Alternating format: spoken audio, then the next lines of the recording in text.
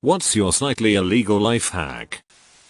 When looking for stuff on Google that's pirated, you might see a message at the bottom that says something like, in response to multiple complaints that we received under the US Digital Millennium Copyright Act, we have removed results from this page. If you wish, you may read the DMCA complaints that caused the removals at lumendatabase.org. Complaint, with links to multiple complaints. Click one of the complaint links. It should take you to Lumen Database. Look for the part that says allegedly infringing URLs and boom.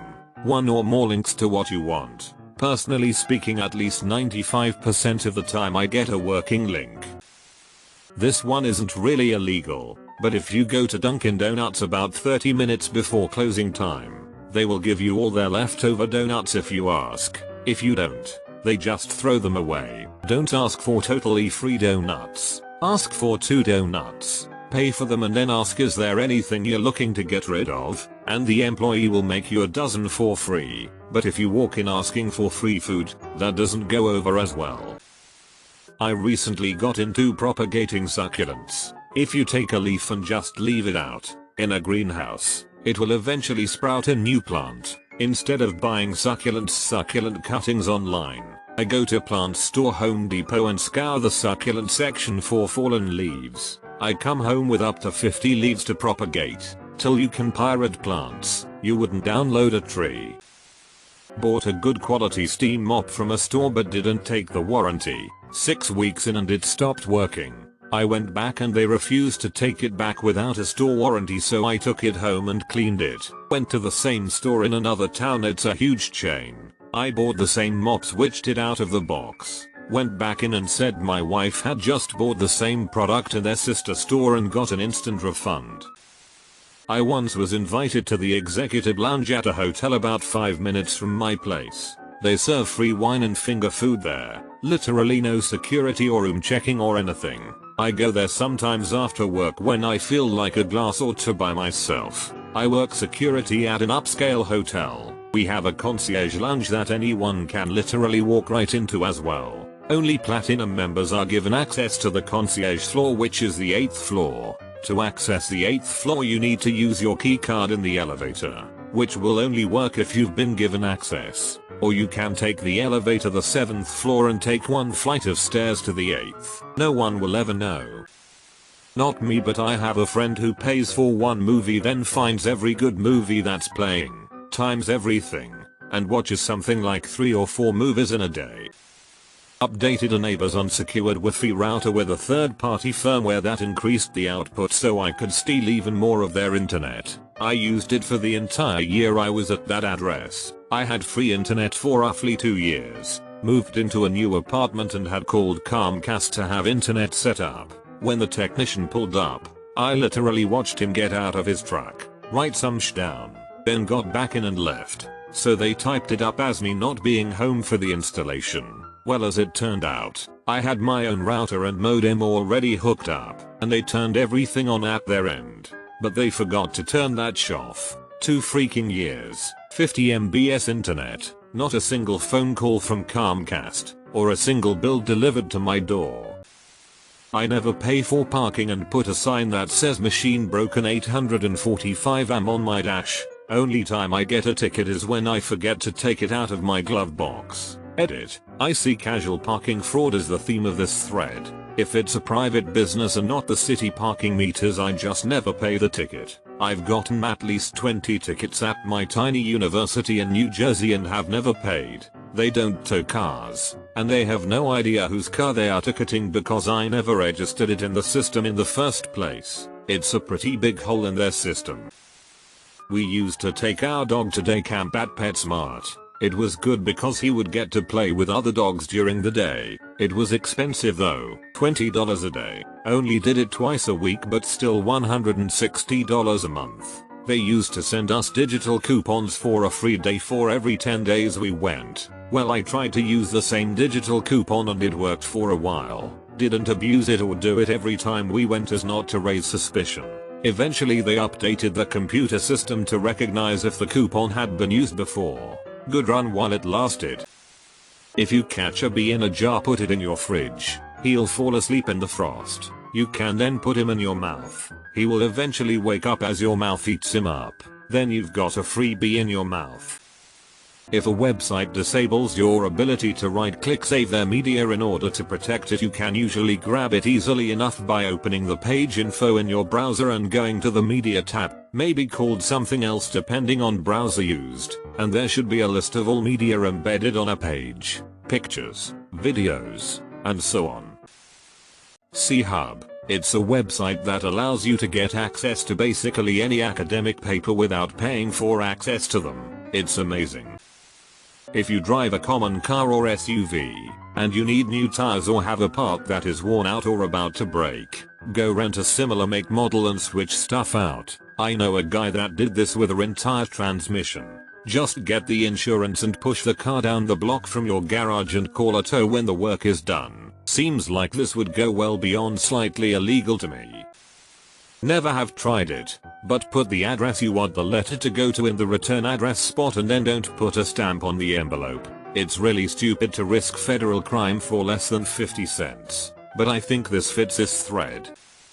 I had a small burn and went to buy burn cream at Walmart for it. I realized before I bought the cream that Walmart sells aloe vera plants. I broke part of one off and applied it to the burn and I was all good.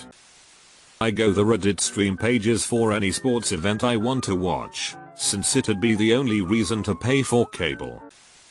Foxtel, Australia's cable TV provider, gives free 2-week trials. You download their app and can Chromecast to your TV.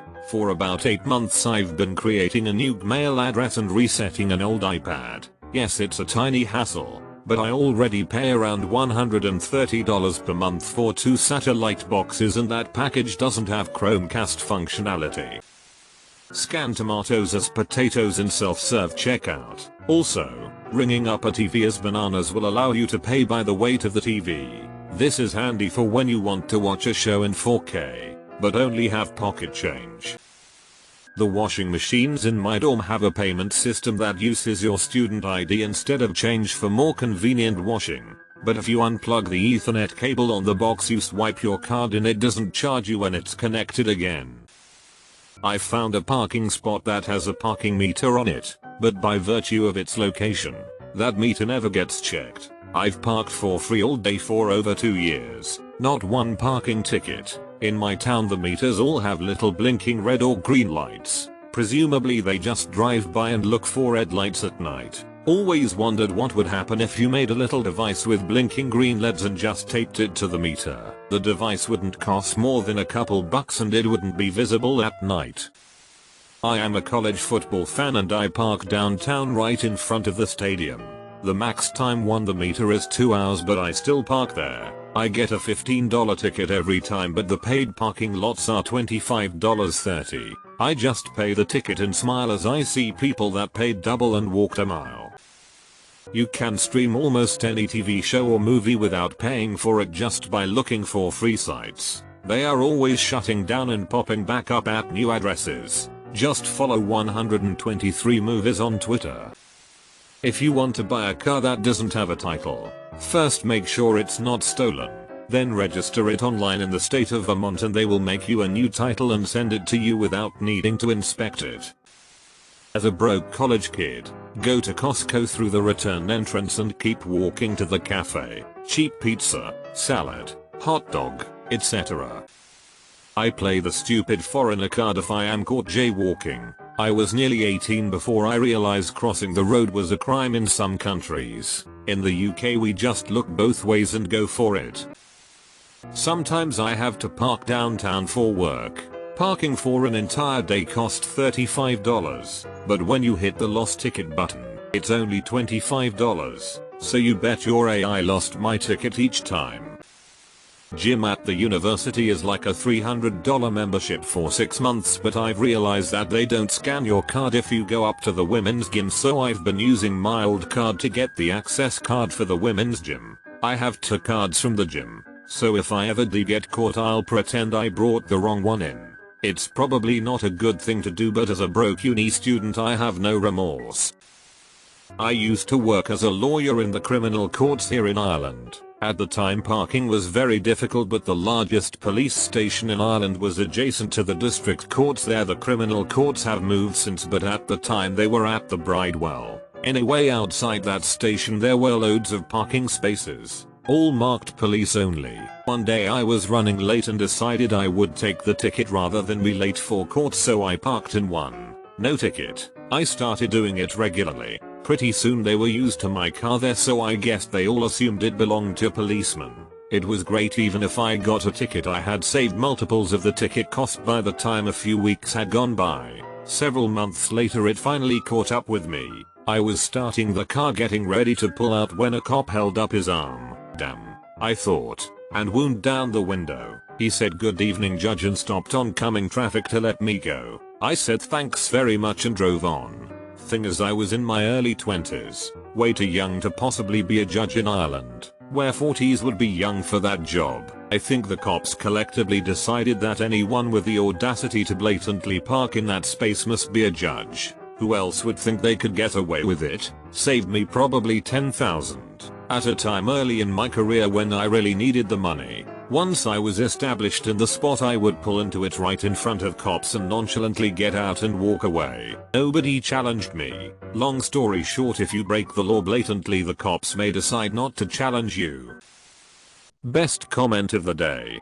There was this guy with a safety vest a long time back in a smallish town, and he would charge people for parking, but everyone thought he was legit, and he was friendly, and would be security. But one day he disappeared and everyone was like hot replacing him. But turns out he didn't work for the city, he was just a random guy making like $40k a year for charging for parking without getting caught for a long time.